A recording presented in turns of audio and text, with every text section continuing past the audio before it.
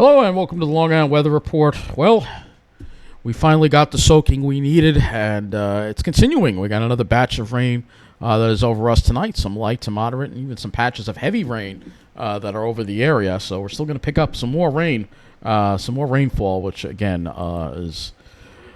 couldn't come soon enough. You can see, there's some heavier rain over the Pine Barrens too. You can see over here out in West Hampton and Manorville, and stretching from Patchogue up through Islandia into Smithtown. We got some heavier pockets of rain, also some over South Brunswick. We got some rain. Jersey got some rain. Definitely a big improvement from the conditions we were dealing with just 24 hours ago. You could see the storm system here. So let's go to the CONUS view. Give us a little bit of a wider view. And you can see, there's your big low pressure system that is over us. Unfortunately for the northwest, there's going to be another atmospheric river possible bomb cyclone for them. And let's go look at the map here. You'll see there's your low areas of low pressure there, kind of just cut off and spinning in the trough. So you have almost like an omega pattern. You got troughs in northwest and the northeast. And let's go take a look at what we have. And you can see up to the north and the west, even not that far away, some winter weather advisories issued for some snowfall and even some winter storm warnings up further to the north, because there's going to be snow on the backside of this. Not so much in our area, but not that far away. It is windy. It is raw out there, 45 degrees. We got rain, actually heavy rain being reported at Farmingdale. We got some heavy rain out there. It means we're going to pick up some more much-needed rainfall. It is long overdue, especially for the Pine Barrens, which have been parched, especially in New Jersey. I just want to go to the drought monitor and just show you that we're still, drought monitor actually upgraded our area into a severe drought, much of Long Island into a severe drought. This rain may put a dent in it. We'll have to see if these numbers change, but the thing is, we're still in a drought. Even though we may get an inch or two of rainfall, we're still like 11 inches behind, so we would need that much rain. But at least it's going to put an end to the fire danger. Let's go look at our precipitation amounts in the past 24 hours, and very nice to see this. Over an inch in many areas. Let's see what Islip got. MacArthur, 1.28 inches, and it's still raining. So some areas on Long Island could pick up 2 inches of rain. Ridge, 1.16, 1.33 in Manorville, 1.04 in West Hampton. Some reason the East End's gotten less because they'll be getting into it, I think, a little later tonight. Heading into the city here, 1.26, 1.17 at JFK, 1.29 at Central Park. And let's see how much rainfall has fallen over that Jennings Creek wildfire. Yeah, over an inch there, too, an inch and a quarter. That's good to see. Central Jersey, Bernardsville, looks like closing in on some areas are over 2 inches. Toms River, 1.77 in downtown Toms River, 1.49 at Miller Air Park, 1.82 near Lakehurst, so over an inch. This is definitely going to put an end to the fire danger in the Pine Barrens. Thank God it's over. This has gone on for like a month already with this fire danger. It's just thank God it's over. That's all I could say. 1.21 at Bass River. So most of their rain is going to be over, I think. But for us, we may still pick up a little more because we have this other area of rain that's now over us. You'll notice if you look over Toms River and to the south, it's mostly dry over there with the heavier rain now over Long Island, Central Jersey, Northern Jersey, and Connecticut. So Massachusetts also getting into this.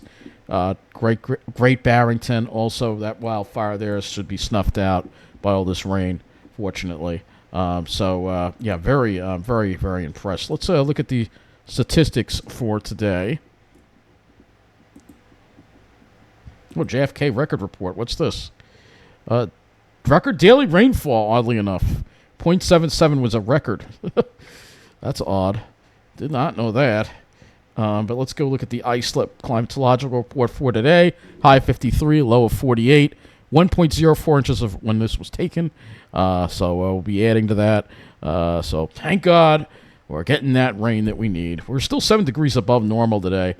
Tomorrow it's going to be a different story, though, as the cooler air sweeps in behind this low pressure area that we've got. And again, you can see here the two low pressures, one here and then one in the Pacific Northwest as well. And if we pull this out, you'll see second bomb cyclone atmospheric river is going to be affecting the West Coast as well. So they're still dealing with a lot of power outages there. That's the track of the new strongest winds will be in Washington and northern Oregon rather than throughout the State 5 corridor. So this is going to be reaching a little further south, I think. And there's going to be plenty of rain, too, as well with this as well. So another atmospheric river, and they're still dealing with a lot of power outages.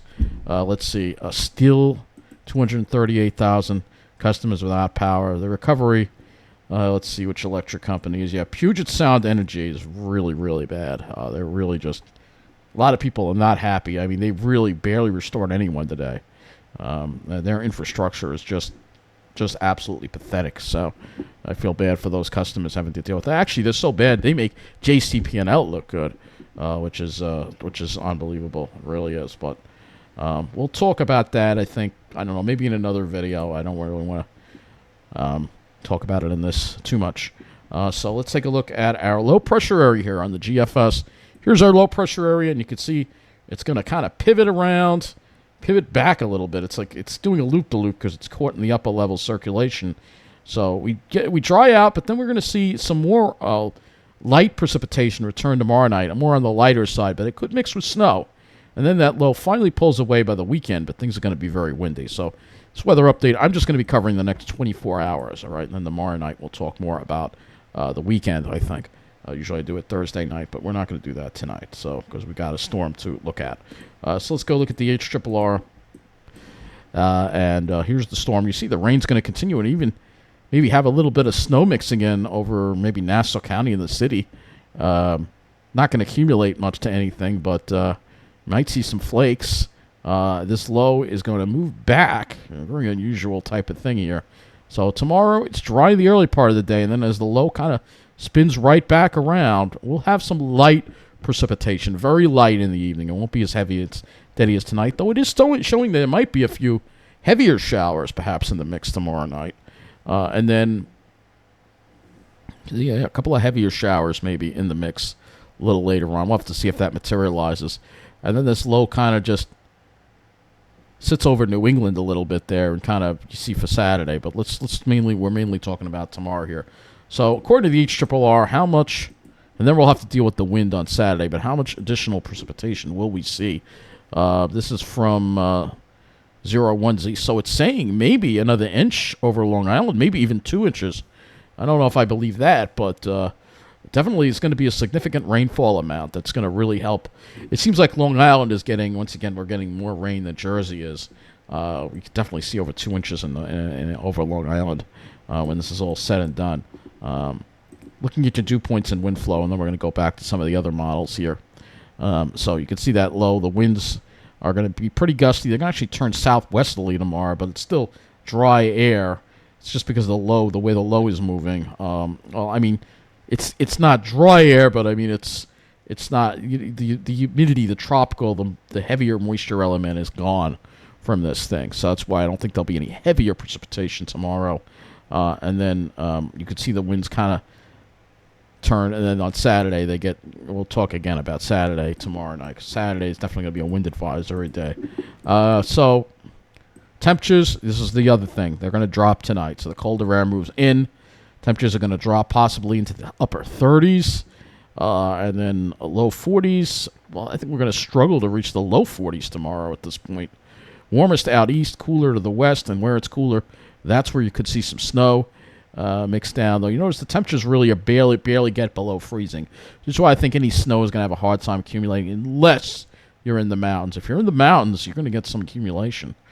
And then for we're not talking about Saturday. So let's take a look and see what this is calling for total snowfall. And again, this is probably overdone. Yeah, this is definitely overdone. It's actually saying we're going to get an inch or two, which I don't think that's going to happen. I don't think that's going to happen. But it is showing that the snow there'll be some snow upstate for sure. And foot possible. Like these other totals are just off the wall. I'm not buying that. Let's go to the NAM next. We have the 0Z NAM to look at as well. So let's look at that. This is the NAM. And you can see again, there's that low, kind of pulls up there, though it's still raining. And then you can still see some light precipitation again. Western parts of Long Island. The axis is a little different on this model. But light precipitation, and that could mix with some snow, perhaps, as the low kind of just... And then it has some heavier showers again, possibly, in the mix, perhaps, before this thing finally pulls on out. Now, let's see how much additional precipitation the NAM is giving us here. And, yeah, another inch or two, perhaps even more up in Connecticut, up in the Hudson Valley. So the areas are a little different, but you can see that Jersey kind of misses out on any additional heavier precipitation. At least they got something, but they kind of got the least of it, unfortunately. It'll be enough to get rid of the wildfire danger for sure, but the drought there is still going to be an issue, I think. For us, we're in a little bit better shape, I think. Especially the further north you go, right over the reservoirs, which is important for New York City. We don't get our water from reservoirs on Long Island. We get it from underground, but still, it's important nonetheless. So let's go look at a few other things. We'll go to the FGen here for a minute. I don't think you're going to see anything too impressive on this, but we'll go ahead and look. You can see, the best is tonight, and then tomorrow it won't be as impressive. Let's go total snowfall here on this. And again, it's paint some snowfall totals over Long Island, which, again, I don't see that. GFS. Yeah, GFS is mainly to the north and the west, I think. So, but there may be some flakes, but I don't think it's going to stick to anything here. But north and west of the city, there could be, especially in those higher elevations of Sussex County, into higher elevations of Westchester County. Yeah, it could even stick to the roads, perhaps, for the first snowfall, November snowfall. But for us, not seeing that happening. I don't think we'll see any. We might see some flakes, but I don't think it's going to accumulate to anything. Obviously, I could show you the clouds, but obviously we're going to have plenty of clouds around. We're having issues with the RGEM having outputs, so it's kind of not important at this point, but you'll see there should be fairly a decent amount of clouds. Unless you're extreme southern Jersey, I think we'll be in the clouds for the most part. I'm not really going to focus on that too much. So the next thing we'll focus on, we'll go to Vent to Sky. Just look at the wind gusts as we head into tomorrow here. You can see this kind of shows where the center of the low pressure is tonight.